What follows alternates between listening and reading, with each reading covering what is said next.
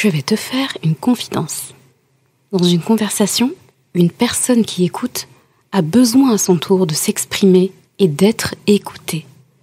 Mais avais-tu conscience à quel point la personne en face, après avoir parlé, aime tout autant pouvoir écouter son interlocuteur et savoir ce qu'elle a à dire?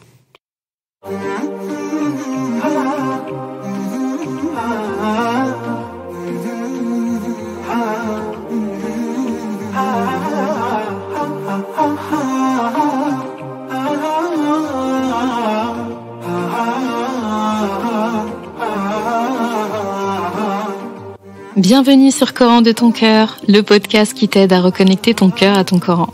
Je suis Zeynep et je suis passionnée par les deux médecines indispensables à toute vie sur Terre, celle de l'âme et celle du corps.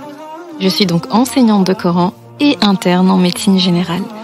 Voilà plus de 10 ans maintenant que j'enseigne aux femmes à lire, à apprendre, à comprendre et surtout à vivre leur Coran au quotidien en reconnectant leur cœur au Coran. Car oui, j'ai la ferme conviction qu'un cœur connecté au Coran est capable de redistribuer à tous les organes du corps l'amour pour Allah, l'envie de lui plaire et d'agir dans le bien. C'est pourquoi à travers ce podcast, je compte redonner chaque semaine un nouveau souffle à divers pans de ta vie au regard de ton Coran. Prends ce temps pour toi et belle écoute. Assalamu alaikum wa rahmatullah. Heureuse de te retrouver, comme d'habitude, chaque semaine, chaque vendredi, pour un nouvel épisode de podcast. Et cette semaine, on continue notre réflexion autour du fait de converser avec Allah subhanahu wa ta'ala. On avait parlé la dernière fois de l'art d'écouter Allah subhanahu wa ta'ala, donc pas n'importe qui. Et lorsqu'on sait écouter Allah subhanahu wa ta'ala, j'ai envie de dire, on saura écouter tout le monde. Et aujourd'hui, on va s'attarder à parler de l'art de parler, de s'adresser à Allah subhanahu wa ta'ala.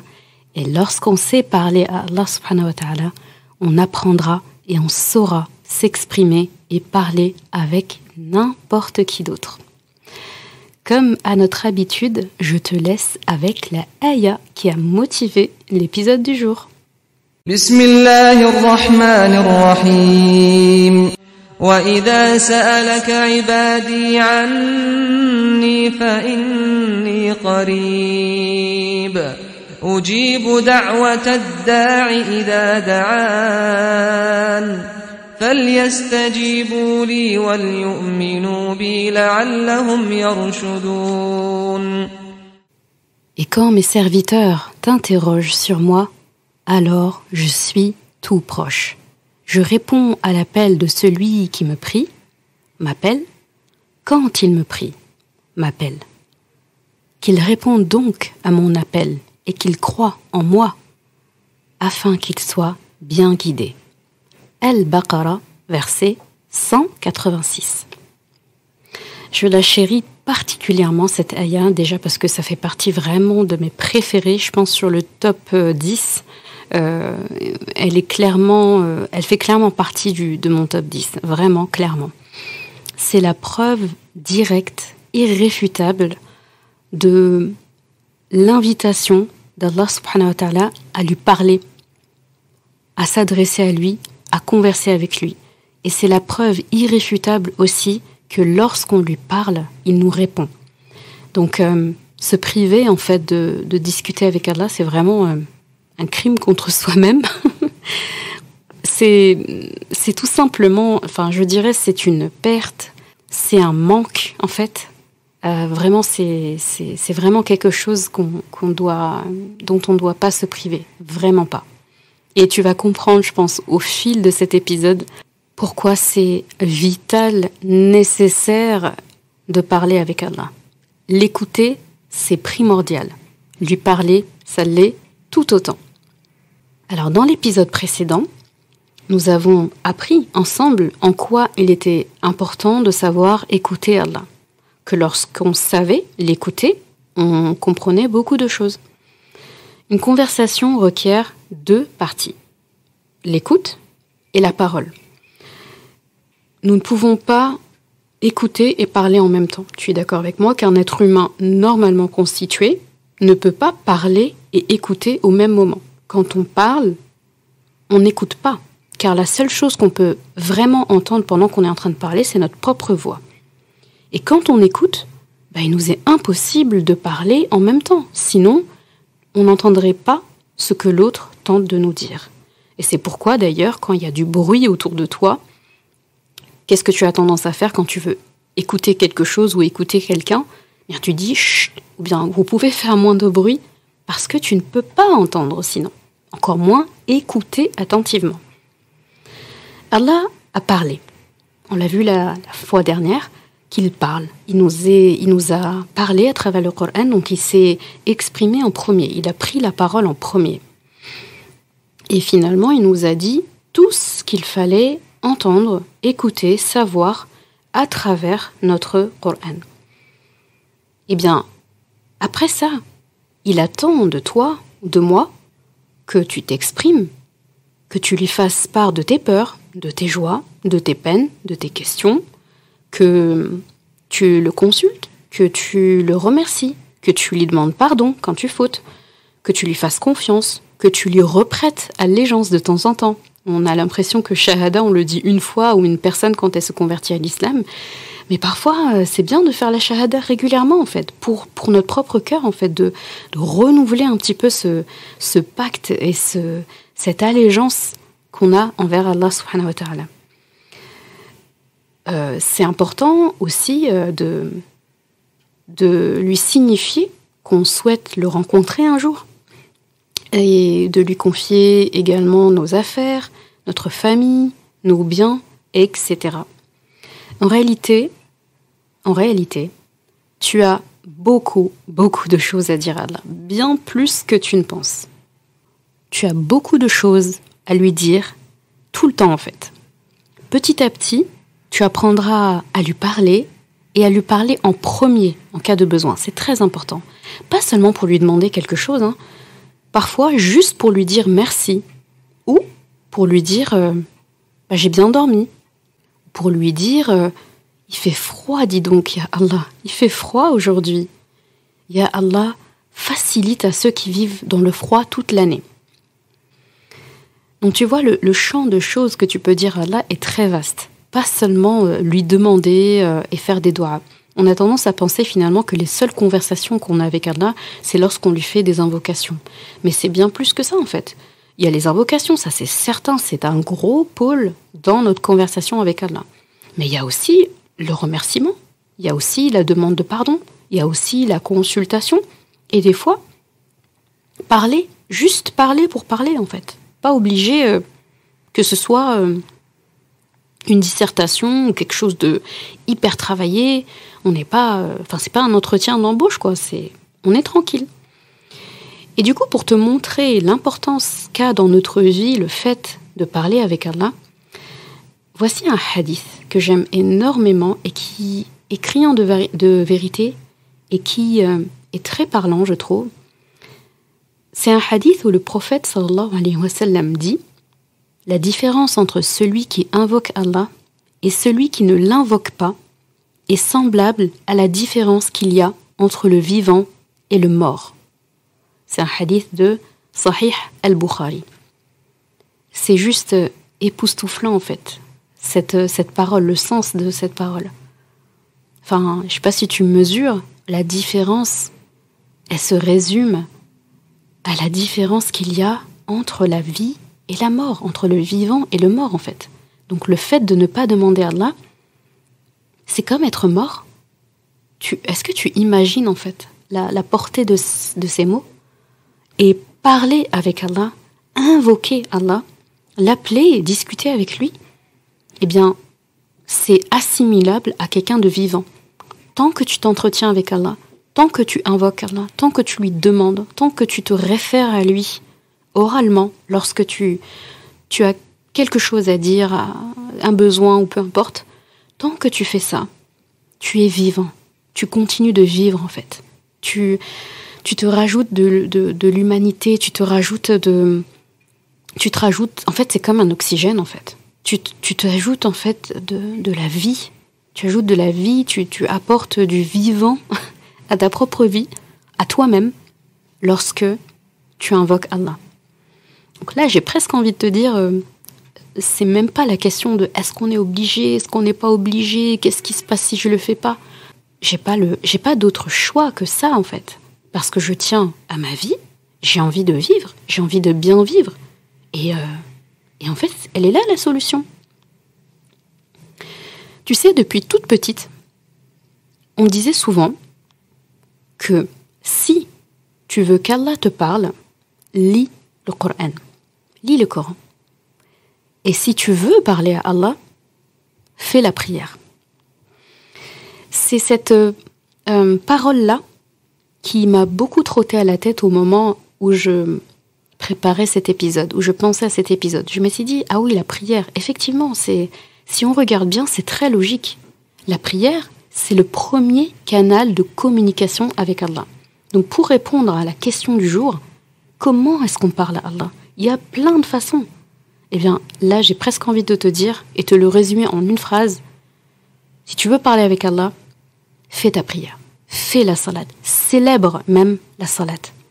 Il y en a qui me demanderont, mais il y a d'autres façons de parler avec Allah que la prière. On est d'accord. Effectivement, pour faire une invocation, on n'est pas obligé d'être en prière. On peut parler avec Allah sans prière. Mais on va rentrer dans le vif du sujet de la prière. Tu vas redécouvrir des choses, des délices de la prière. Enfin, un prémisse, parce que je pense que je vais réserver un épisode à la prière. C'est vraiment tellement important que, voilà, ça me peine encore beaucoup de voir des personnes poser la question et avouer qu'en fait, elles n'ont pas de connexion profonde avec Allah pendant leur prière, ou celles qui se posent vraiment profondément la question comment être concentré pendant la prière. Et tu verras en fait que c'est la mauvaise question à se poser. La question qu'on devrait se poser, c'est pas comment être concentré pendant la prière ou comment ne pas se déconcentrer pendant la prière. Lorsque tu as compris les tenants et aboutissants de la prière, lorsque tu comprends les délices de la prière, cette question, elle est vite répondue. En fait, tu ne penses même pas en fait à cette question-là. Elle coule de sens. Vraiment, elle coule de sens. J'espère vraiment pouvoir arriver à ce niveau, à cette étape, avec toi, avec tout le monde en fait, et même avec moi-même, hein, parce qu'on n'arrête jamais d'apprendre. L'avantage avec Allah subhanahu wa ta'ala, c'est qu'il ne te jugera pas. Avant de rentrer dans cette notion de prière, j'aimerais vraiment préciser ce point-là. C'est que lorsque tu parles avec Allah, l'avantage d'une discussion, d'une conversation avec Allah, c'est qu'il ne te jugera pas sur ce que tu lui dis. Très souvent, quand on parle avec quelqu'un, on mesure, on appréhende en fait la réaction de cette personne et ce qu'elle va faire de la parole plus tard. Je ne sais pas si tu fonctionnes comme moi, mais clairement, si je m'adresse à une personne et que j'ai un soupçon, mais seulement un soupçon, que ce que je vais confier à cette personne, ce que je vais lui dire, il se pourrait qu'un jour elle l'emploie contre moi, ou elle l'emploie dans des circonstances où je n'aurais pas aimé qu'elle en parle, ou qu'elle l'utilise, eh bien, ça me paralyse en fait. Ça me suffit à ne pas parler à cette personne de ce sujet. Et je suis vraiment complètement alignée avec ça. On a souvent peur de s'adresser à une personne lorsqu'on sait pertinemment que cette personne est capable et susceptible d'utiliser ça contre nous. Et lorsqu'on a cette crainte, libre à nous après de parler ou pas, mais en général, lorsqu'on a cette crainte, on se retient. Eh bien, sache qu'avec Allah subhanahu wa ta'ala, tu n'auras jamais ce problème. Il ne te jugera pas sur ce que tu lui diras. Il le fera le jour du jugement dernier. Et même là, quand il devra vraiment te présenter tes comptes et juger enfin, eh bien, même là, il commencera par te demander de lire toi-même ton propre livre de comptes et de faire toi-même ton propre bilan. Comme dans la ayah où il dit « Iqra Kitabaka kafa bi nafsika al-yawma alayka hasiba. Donc lis ton livre, en parlant du livre de comptes. Tu te suffis à toi-même comme juge aujourd'hui. Donc avant même de te donner son verdict, avant de te poser des questions, de te questionner, donc avant même de te poser des questions pour faire le bilan, et avant même de te donner donc son verdict final, eh bien, il te demandera par te juger toi-même. Donc regarde même la bienséance qu'il a. Il pourrait directement dire, écoute, toi tu as fait ça, voilà ta destination. Mais non, en fait, il ne fait pas ça. Il prend le temps, à la fin, de t'écouter. Non seulement de t'écouter, mais de te permettre de t'écouter toi-même. Toi-même en train de lire ton livre de comptes et toi-même en train de faire ton propre bilan. Et ensuite, il prononce le verdict, la sentence ou la récompense.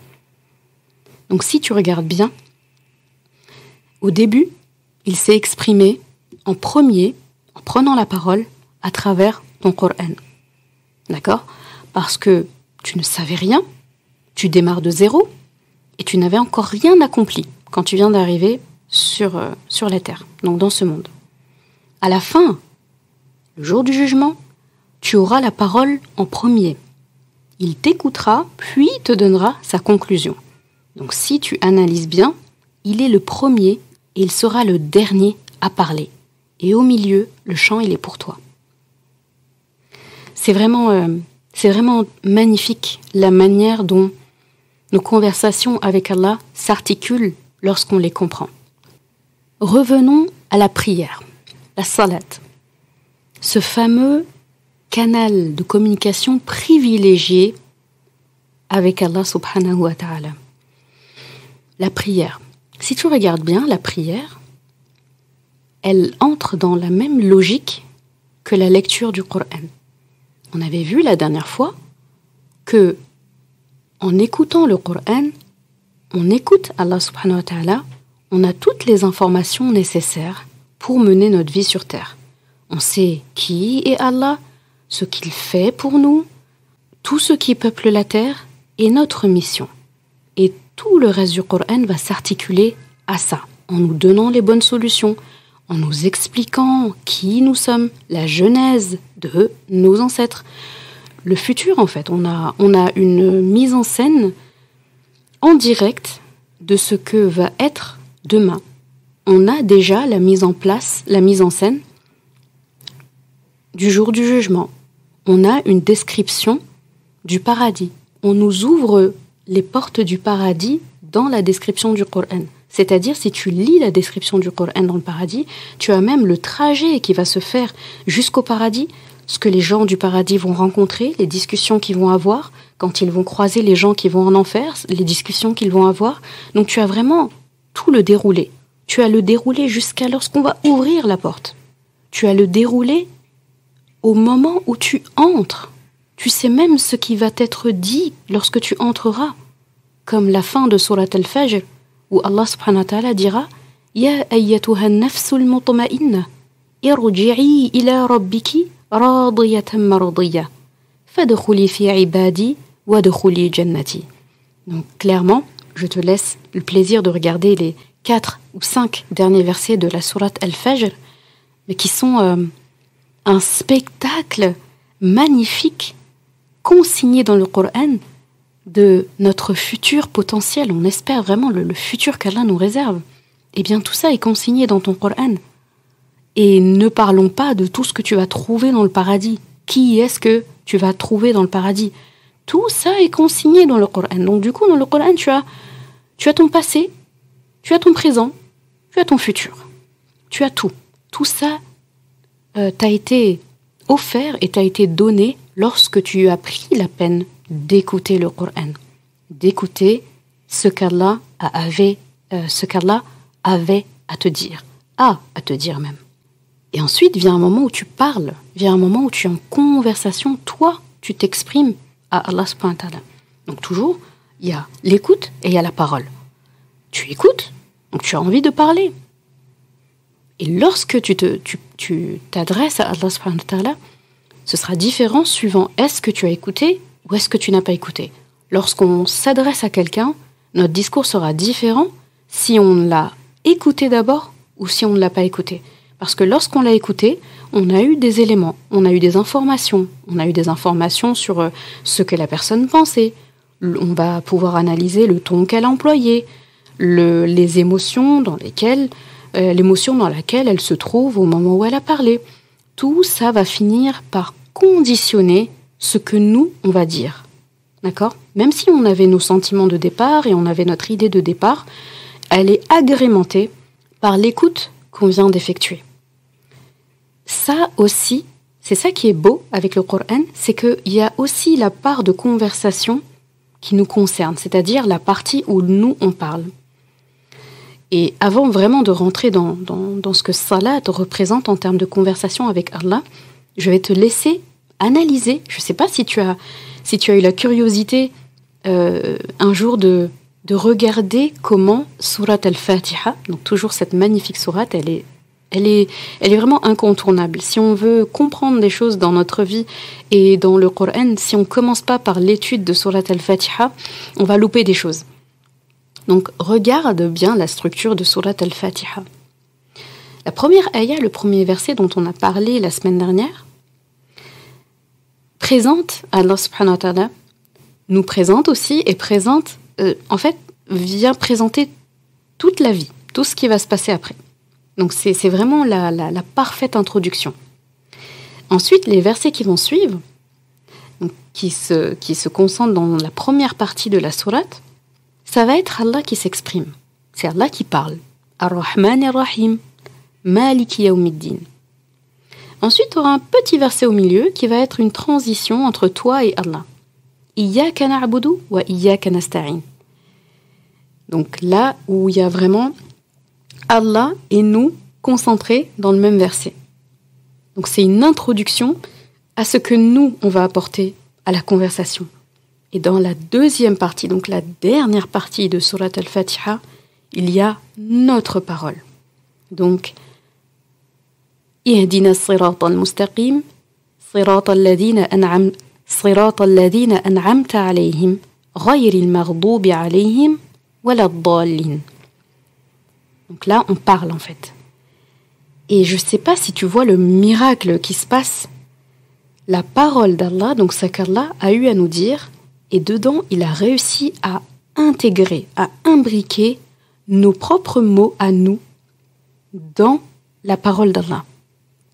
Donc c'est beau en fait, c'est dans l'écoute qu'on fait d'Allah subhanahu wa ta'ala, en même temps on s'écoute en train de demander des choses à Allah. Et dans la partie où nous en fait on parle à Allah, si tu regardes bien, ça commence par une invocation, hein. Ihdina as-sirata al-mustaqim. Donc guide-nous dans le droit chemin. Il y a une demande. Si tu regardes bien la partie qui nous concerne dedans, où on parle dans Surat al-Fatiha, eh bien, ça résume tout ce dont on pourrait avoir besoin dans notre vie. Tout ce dont on pourrait avoir besoin dans notre vie. Guide-nous dans le droit chemin. Je ne sais pas si tu t'es déjà attardé sur ce concept. On a tendance à se dire, ok, droit chemin, c'est le fait d'être sur le chemin de la vertu, la piété, adorer Allah, respecter ses parents, faire le bien, réussir, avoir une famille, bien éduquer ses enfants, bien travailler, être professionnel, être en bon terme avec les gens, avoir un bon comportement avec toute la création d'Allah. Tout ça entre dans le droit chemin. Mais lorsqu'on parle de chemin, on parle bien d'aller à un point A, à un point B.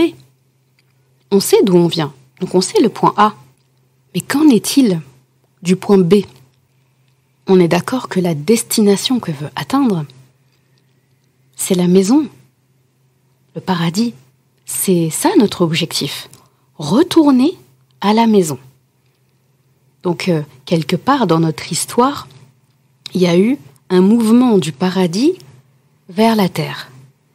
Et là, on cherche à faire un retour de la terre vers le paradis. J'aime bien appeler le paradis la maison, là où tout a commencé. Moi, quand je vois le paradis, je me dis, mon vrai chez moi, c'est là-bas en fait. Parce que mes ancêtres ont démarré leur vie, leur première vie, même leur vie maritale, là-bas. On est redescendu et on souhaite retourner. Donc le bout du chemin, c'est là-bas. C'est là-bas qu'Allah subhanahu wa ta'ala va nous annoncer enfin qu'il est satisfait de nous. C'est là-bas qu'on va pouvoir retrouver les êtres qui nous sont chers, qui nous ont quittés et que nous, un jour, nous allons quitter. Donc tout se passe là-bas en fait. Tout se passe là-bas. Donc mon chemin, le bout de mon chemin, le bonheur au bout du chemin, c'est le paradis. Donc lorsque j'entends Sirat al-Mustaqim, je n'entends pas seulement le droit chemin. J'entends le droit chemin, tout droit vers le paradis. Lorsque tu penses à ça, tu es d'accord, du coup, que tout ce que tu vas pouvoir rechercher dans ta vie, tout ce que tu vas pouvoir faire, penser, vivre, ressentir, avoir besoin, tout ça va se concentrer sur d'obtenir le bonheur. Ton besoin d'être heureuse.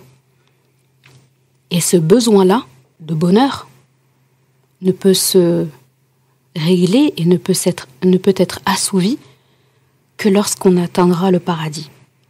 Donc tout ce que tu vas faire sur terre, tout en fait va être comptabilisé et va être conditionné pour ton arrivée au paradis. Donc lorsque tu entends Ihdina as-sirat al-mustaqim, guide-nous dans le droit chemin, tout droit vers le paradis, eh bien tu verras que tout est concentré dedans.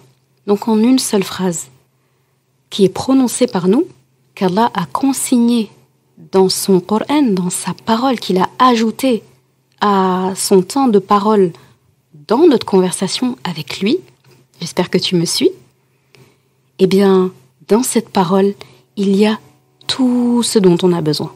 Donc Allah, il a l'art, en quelques mots, de concentrer tout ce dont tu as besoin. Donc tout le reste va découler de ça. Tout le reste de ta vie, tout le reste du Coran, tout le reste de tes conversations avec Allah seront une explication de ça. Ça, c'est le grand résumé. C'est la base, c'est le socle et tout va se greffer à ça. Voilà la conversation avec Allah que tu as en live comme ça avec Al-Fatiha, encore une fois, que tu récites tous les jours plusieurs fois, comme pour un rappel de ça, un rappel de qui tu es, de qui est Allah, de ta mission, de ce qu'il fait pour toi, de ta destination, d'où tu viens, de la vie que tu dois mener jusqu'à atteindre ton objectif. Orienté tout droit, droit chemin, tout droit vers le paradis. C'est ce qu'on peut comprendre et entendre de notre partie de conversation avec Allah subhanahu wa ta'ala. Et pour faire la transition avec la salat, il se trouve qu'Al-Fatiha est une partie importante de salat. Le Coran, de manière générale, est une partie importante de salat, mais encore plus Al-Fatiha, parce qu'il n'y a pas de salat sans Fatiha. Tu dois la réciter à chaque raka'at, chaque unité de prière, qu'il y ait 2, 3 ou 4 unités. Il y aura toujours Al-Fatiha en station debout, avec une autre sourate dans les premières raka'at, et toute seule dans les dernières raka'at. Comme pour nous rappeler cette notion de conversation. Et donc, c'est quelque part la conversation dans la conversation. La conversation de l'Fatiha et du reste du Coran avec Allah inclut dans cette conversation avec Salat. Donc, le Coran, on a vraiment les deux. Allah parle et il nous enseigne quoi lui dire et comment le lui dire dans son Coran. Dans la salat, c'est nous qui parlons. Il n'y a que notre devoir en fait, c'est nos mots, c'est nous qui parlons. Et à l'intérieur, il y a le Coran qui est omniprésent. Après, il y aura d'autres paroles qui sont nos paroles, qui nous ont été enseignées par le prophète sallallahu alayhi wa sallam, mais qui sont notre part de la conversation. Lorsqu'on dit « Sami'a Allahu liman hamida », lorsqu'on dit « Allahu Akbar », lorsqu'on dit « Subhana Rabbiyal Azim », lorsqu'on dit « Subhana Rabbiyal A'la », lorsqu'on fait le tashahhud intermédiaire et final, lorsqu'on fait le salam final. Assalamu alaikum wa rahmatullah, assalamu alaikum wa rahmatullah. Tout ça sont des parties de notre parole. C'est notre conversation, n'est-ce pas? Salat, Pourquoi est-ce que c'est une belle part de notre conversation avec Allah? Et pourquoi, en fait, lorsqu'on la savoure pas, on perd une partie de nos interactions avec Allah? En tout cas, on ne les savoure pas assez. Parce que Salat est un moment privilégié. C'est un échange dynamique avec Allah. Contrairement à lorsqu'Allah subhanahu wa ta'ala parle avec nous dans le Coran, avec Salat, c'est dynamique. Il y a le mouvement du corps, le mouvement de la tête, le mouvement de tous les membres du corps, la parole qui va avec. On s'entend parler. On a l'impression que tous nos sens sont en action pour Allah. Donc au moment où nous on s'adresse à Allah, au moment où nous on parle, on se mouvoie, on bouge complètement, on se bouge complètement en fait. On est vraiment entièrement en dynamique dans la conversation avec Allah. Analyse un petit peu les gestes qu'il y a, le ruku', l'inclinaison face à Allah subhanahu wa ta'ala, comme pour mimer un petit peu à la fois donc l'inclinaison en guise d'adoration et de respect, mais il y a aussi cette notion du fait que dans la vie, il y aura des moments où les coups seront tellement durs que tu vas te courber et tu vas t'incliner. Et qu'est-ce que tu dis pendant cette inclinaison, ces coups durs? C'est comme si Allah te rappelait, en te disant « Subhana Rabbi al-Azim », te rappeler que tu as un Rabb qui est Azim. Relève-toi. Et juste après le recours, qu'est-ce qu'on fait? On se relève. Et qu'est-ce qu'on dit? « Sami' Allahu liman hamida ». Donc Allah entend celui qui lui fait du hamd, celui qui le loue, comme pour dire « Tu étais incliné, tu as eu des difficultés, tu m'as invoqué, je t'ai aidé à te relever. Lorsque tu te relèves, surtout, n'oublie pas de me louer. » Et lorsque tu loues Allah, qu'est-ce qui se passe? Allah le dit dans le Coran. Si vous me remerciez, je vous rajouterai, je vous augmenterai. Et il ne précise pas qu'est-ce qui va nous augmenter. Comme pour nous dire, je t'augmenterai dans tout ce dont tu as besoin à l'instant T. Parce que parfois, on peut avoir besoin de ça ou de ça. En fonction de qui on est aussi, telle personne aura besoin de ça ou de ça. Allah ne précise pas. Il dit, je t'augmenterai. En gros, je vais lever tous les niveaux dans ta vie qui sont nécessaires d'être élevés à ce moment-là. Je vais augmenter, je vais tout remplir. Tout ce dont tu as besoin, au moment où tu en auras besoin. Et la seule condition à ça, c'est remercier Allah. Soyez reconnaissant envers Allah et vous allez voir ce qui va se passer. Donc, le remerciement envers Allah. Et parfois, les coups vont être tellement durs que tu vas descendre beaucoup plus bas que cette inclinaison, le sujoud.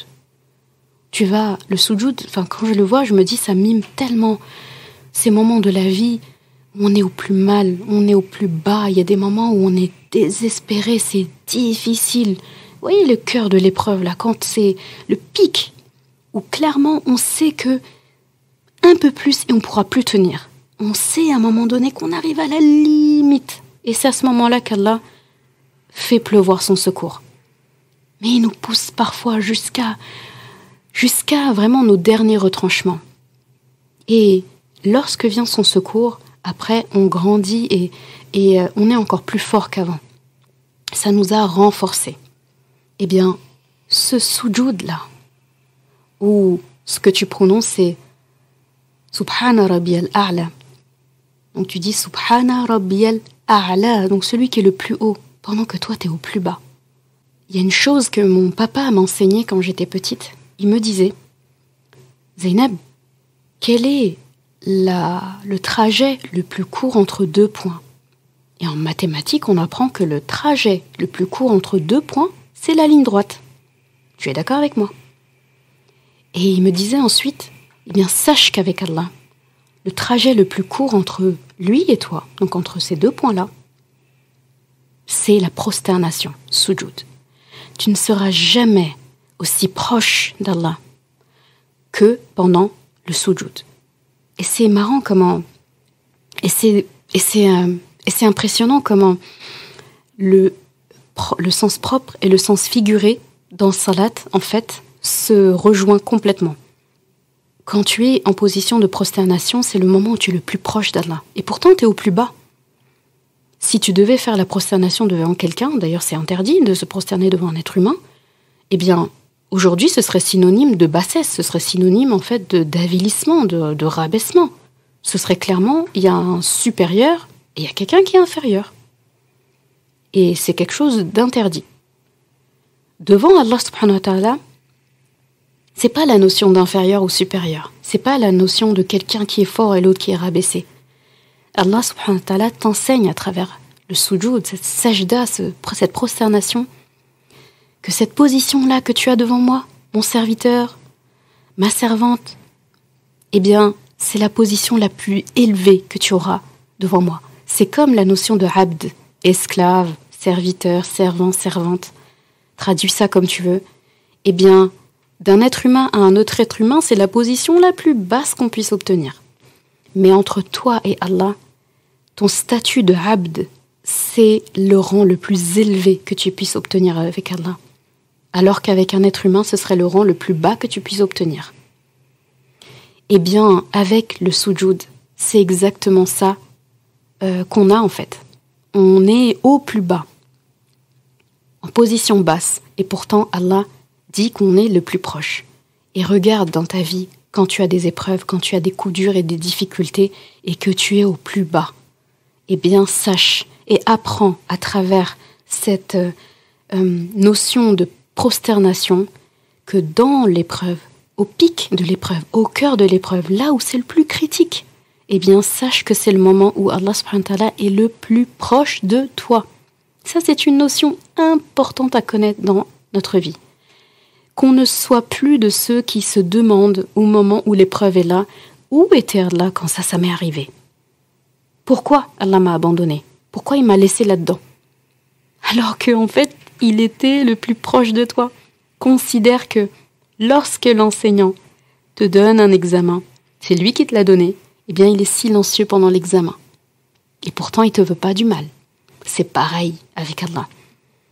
Il n'est jamais aussi proche de toi que pendant tes difficultés. Le sujoud doit te rappeler ça. Et on est toujours dans salat. Et ensuite, tu te relèves. D'abord, tu t'assois. Tu te relèves progressivement. Ensuite, tu te relèves complètement. Et ce fameux salam aussi, à droite, puis à gauche, à droite, puis à gauche, comme pour te reconnecter avec ce qui était autour de toi, pendant que tu étais en intimité profonde avec Allah subhanahu wa ta'ala. Salat, lorsqu'on veut vraiment l'apprécier, cette prière, lorsqu'on veut vraiment la savourer, lorsqu'on veut vraiment avoir l'impression d'avoir eu son temps de parole avec Allah, on doit savoir, on doit connaître cette notion qui nous est enseignée dans l'islam, que le prophète sallam disait. Et on le sait, les invocations qui sont faites pendant la prosternation, par exemple, et pendant l'inclinaison, sont des invocations exaucées. D'ailleurs, soit dit en passant, il est déconseillé, il me semble même interdit, de réciter des versets de Coran pendant le sujoud et le ruku', donc pendant l'inclinaison et la prosternation. Mais à part ça, tu peux dire tout ce que tu veux.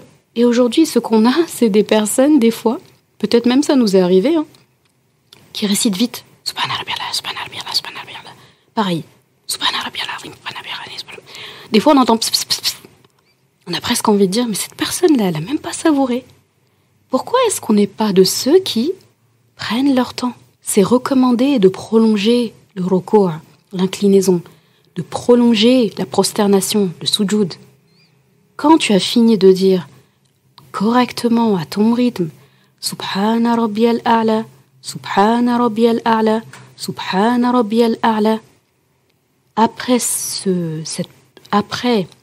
cette formule, eh bien fais ton placement auprès d'Allah. Demande-lui des choses. Explique-lui tes besoins. Tu as un examen à passer. C'est le moment de lui demander de te faciliter et de te donner la réussite. Tu veux avoir un enfant. C'est le moment de te demander, de te faciliter. Tu es malade ou quelqu'un est malade autour de toi. C'est the moment pour le faire. Pourquoi est-ce qu'on s'en prive en fait? Et on se dépêche. Tu sais, quand je vois des personnes qui se dépêchent comme ça pendant la prière, je me dis mince en fait. C'est comme si tu venais à un entretien où on te proposait de t'écouter et on te promettait en fait que tout ce que tu vas demander à cette séance, ça va t'être accordé. Et toi, tu arrives, tu dis bonjour, blablabla, au revoir, et tu t'en vas. Et t'as rien récupéré de ça. C'est vraiment, vraiment dommage. Eh bien, c'est pareil avec salat en fait. Chaque moment avec Allah, pendant salat, mais c'est une célébration. C'est pour ça qu'on dit célébrer la prière. Dans le Coran, quand Allah parle de la prière, il parle de célébrer la prière. Et c'est magnifique. C'est vraiment magnifique. Donc lorsqu'on parle de la prière comme premier canal de communication avec Allah, comme le meilleur moyen pour nous de parler avec Allah, lorsqu'on veut dire quelque chose à Allah, faire la prière, eh bien, lorsqu'on veut parler avec Allah, on fait la prière, maintenant tu as compris tout ce que ça englobe. Ça englobe ta part de conversation tirée du Coran. Ça englobe toute cette gestuelle que tu as dans la prière. Ça englobe toutes les formules que tu prononces dans la prière. Il y a vraiment tout en fait. Tu glorifies Allah, tu le remercies, et il dit qu'il va t'augmenter si tu le remercies. Tu fais tous ces gestes, et en plus de ça, tu peux faire tes placements. J'appelle ça les placements auprès d'Allah. J'appelle ça les placements auprès d'Allah. Je fais des demandes. Je fais des doléances. Je demande pardon si j'ai envie aussi. Je le remercie.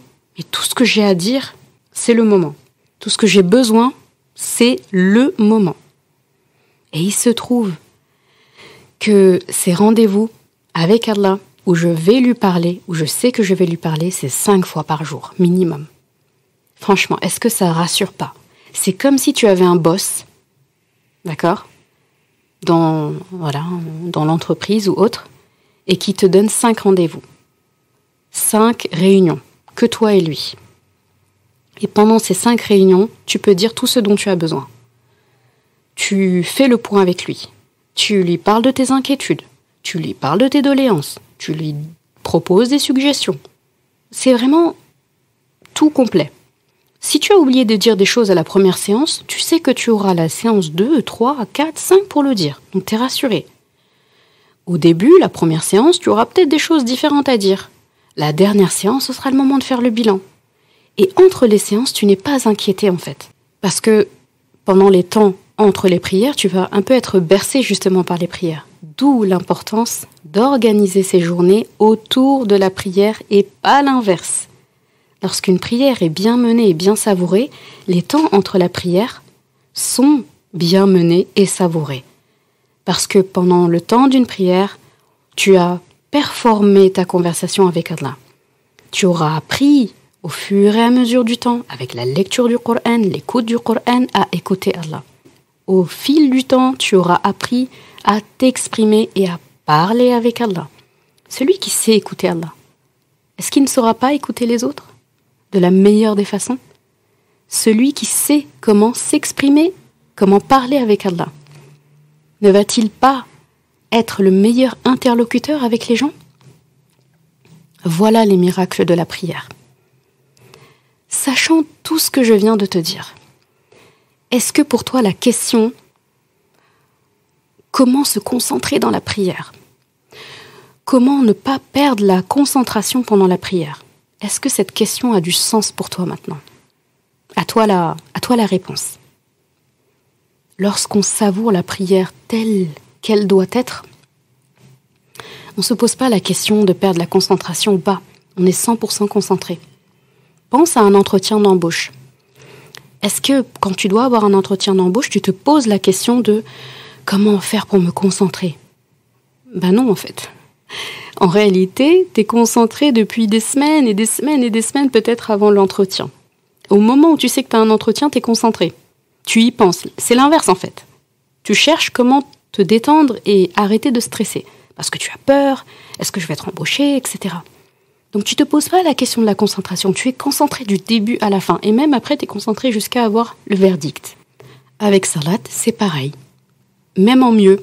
Parce que c'est un entretien avec Allah où tu es sûr que ça va bien se passer, tu es sûr d'avoir ce que tu veux, tu es sûr que ce sera nickel. Voilà la conversation avec Allah subhanahu wa ta'ala. Voilà les délices de la prière. Voilà la réponse à comment se concentrer pendant la prière. Je dirais plutôt comment savourer sa prière. C'est ça la vraie question à se poser. Comment je fais pour savourer la prière? Pour finir, j'aimerais te donner l'exemple d'une belle conversation. Parce que c'est bien beau de parler de comment converser avec Allah, comment parler avec Allah, mais c'est toujours agréable d'avoir un exemple concret. Et pour cela, forcément, j'ai trouvé l'exemple dans notre Coran, l'exemple d'une belle conversation. Et elle se passe entre Allah subhanahu wa ta'ala et Moussa alayhi salam, le prophète Moussa. J'ai choisi cette conversation-là parce que c'est le seul prophète dont on sait qu'il a entendu Allah directement, qu'il a parlé directement avec Allah, il a entendu sa voix, subhanahu wa ta'ala. Et c'est la ayah où Allah subhanahu wa ta'ala lui dit « Wa ma tilka biyaminika ya Moussa » Donc, et qu'est-ce donc dans ta main, ya Moussa? Et Moussa alayhi salam qui répond « Hiya asaya atawakka'u alayha » Donc c'est mon bâton, je m'appuie sur elle, je veille avec sur mon troupeau et j'ai d'autres usages avec. Et Moussa alayhi salam répond à cette question d'Allah subhanahu wa ta'ala après qu'Allah lui ait dit qui il était, qu'il aura une mission, qu'il est dans un lieu sacré. Donc Allah subhanahu wa ta'ala, déjà dans la première partie, donc juste avant cette ayah-là, lui parle d'un ton très grave. C'est dans la sourate Taha, si tu veux consulter, et c'est toute la première partie de la sourate. En gros, dans les premières pages, tu as cette conversation.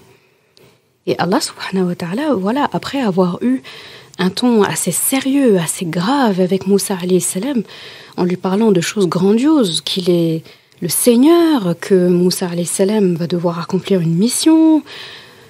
C'est vraiment un ton très très très solennel qui est employé. Et après, il termine sur un ton beaucoup plus détendu en lui disant « Et qu'est-ce donc dans ta main, ya Moussa ?» On est d'accord qu'Allah subhanahu wa ta'ala connaît la réponse à cette question. Et j'aime beaucoup cette différence et ce changement de ton entre ce ton très grave et solennel au début et ce ton détendu, comme pour parler des choses de la vie courante. Et Moussa alayhi salam, pareil, qui aurait pu être un peu tétanisé au début, enfin, il arrive sur une montagne où il a vu du feu en pensant qu'il allait pouvoir réchauffer sa famille avec un peu de feu. Il arrive, une voix lui parle, il n'a jamais entendu, il apprend en séance tenante que Allah existe, qu'il est son Rabb, qu'il a une mission, qu'il va devoir retourner voir Pharaon, là où il s'est enfui, qu'il va devoir libérer son peuple. Ça fait beaucoup en fait en une séance. Et Allah subhanahu wa ta'ala redescend un petit peu dans le ton en lui parlant calmement, en lui demandant ce qu'il a dans sa main. Donc Moussa alayhi salam passe par diverses émotions ici, nous avec lui aussi, et lui répond. Et à partir de là, vraiment, je trouve que c'est magnifique en fait. Parce qu'après avoir attentivement écouté Allah, il est à l'aise pour lui répondre. Et si tu as remarqué, il ne se contente pas de répondre à la question. Il explique et entre dans les détails de la fonction de son bâton. Il agit comme quelqu'un qui n'a pas envie que la conversation s'arrête. Alors du coup, il emploie des réponses ouvertes. Il y a des questions ouvertes et il y a des réponses ouvertes. Allah subhanahu wa ta'ala lui a demandé seulement ce qu'il avait dans la main. Qu'est-ce donc dans ta main? Qu'as-tu dans la main? Moussa alayhi salam, normalement, aurait dû répondre « J'ai un bâton, c'est mon bâton ». Le fait que Moussa se soit étalé, alors qu'on sait de lui que c'est un prophète qui est c'est assez majestueux ce qui se passe dans cette conversation. Là, on voit vraiment que celui qui parle en premier, pour qu'on l'écoute, c'est aussi celui qui va dicter la suite de l'ambiance. Il ne monopolise pas la parole, comme Allah subhanahu wa ta'ala. Il inclut son interlocuteur dans son discours. Quand il parlait à Moussa alayhi salam, au début, avec ce ton assez franc, il faisait que parler de Moussa, en fait, et de sa mission. Et il termine sa parole en témoignant à Moussa alayhi salam un intérêt sincère. D'accord ? Et ça, c'est un art qu'Allah nous enseigne, le fait de témoigner à la fin de sa parole, quand on termine ce qu'on a à dire, témoigner un intérêt sincère à son interlocuteur en l'invitant à la parole. Donc il termine ce qu'il a à dire et il finit d'un ton plus neutre, plus détendu en lui disant « Qu'est-ce que tu as dans la main, Ya Moussa ?» Alors qu'au début, il a commencé sa conversation par « Ya Moussa, inni ana rabbuka » Donc c'est comme si quelqu'un t'appelle et te dit « Ya Zainab » ou bien « Hey Zainab » Et voilà, la suite. Par exemple, « Hey Zainab, rapporte-moi ça ». Quand on entend « Hey Zainab », ça fait un peu plus peur que quelqu'un qui dit « T'as mangé quoi à midi, Zainab ?» C'est pas pareil. C'est pas du tout pareil. Donc lorsqu'on termine, on appelle la personne à la fin de notre discours, c'est beaucoup plus détendu que lorsqu'on commence par appeler la personne et après on dit ce qu'on a à dire. Donc Allah subhanahu wa ta'ala nous montre un petit peu comment faire ce jeu de paroles. Ce jeu dans la manière de s'exprimer à l'autre. Donc la manière dont Allah subhanahu wa ta'ala a conditionné comment Moussa alayhi salam lui a parlé. Donc Allah nous enseigne un art là en direct. Et le résultat se lit immédiatement dans les mots de Moussa alayhi salam. On parle quand même de quelqu'un qui est timide. Le prophète Moussa alayhi salam, c'est quelqu'un qui n'aimait pas parler en public. Il était clairement peu bavard, quelque peu réservé. Et en plus, on sait qu'il bégayait un petit peu, du fait qu'il avait une brûlure sur la langue, qu'il avait eu en étant bébé. Donc, c'est pas quelqu'un qui va parler pour ne rien dire, entre guillemets. Donc, ajoutez à ça le fait qu'Allah subhanahu wa ta'ala lui a dit quelque chose de solennel, qu'il aurait pu prendre peur. Je suis juste venu chercher du feu et je repars avec tout ça. Il aurait pu vraiment prendre peur. Et lorsqu'on a peur, est-ce qu'on parle beaucoup ? Quand on a peur, quelqu'un qui a peur, qui n'a pas confiance, qui est tétanisé, si on lui demande « T'as quoi dans la main ?» La personne va répondre « Un bâton ». Et il va s'arrêter là. Moussa alayhi salam, il s'étale. Comme je viens de t'expliquer, on parle d'un prophète qui n'aime pas parler en public, qui n'aime pas parler beaucoup, qui est réservé, et en plus qui bégaye. Et le fait que lui, spécialement, répond à Allah subhanahu wa ta'ala en détaillant, il dit « Ah, c'est mon bâton. Je m'appuie sur ce bâton. Je garde mon troupeau avec ce bâton. Et j'ai d'autres usages avec ce bâton. » Bah là, c'est la réponse de quelqu'un qui a envie de discuter, clairement, qui a envie de parler. Ça, ce que tu viens de lire là, ce que tu viens d'entendre de la conversation entre Allah et Moussa alayhi salam, eh bien, j'ai envie de te dire, voilà ce qu'écouter Allah subhanahu wa ta'ala a aidé Moussa alayhi salam à faire. Parler en toute confiance et en toute liberté. Voilà ce que c'est qu'une conversation bien menée avec Allah. Et il y en a plein d'autres des conversations dans le Coran. D'ailleurs, pourquoi est-ce que tu prendrais pas justement le temps de parcourir un peu les conversations qu'il y a eu entre Allah et un prophète, entre des prophètes aussi.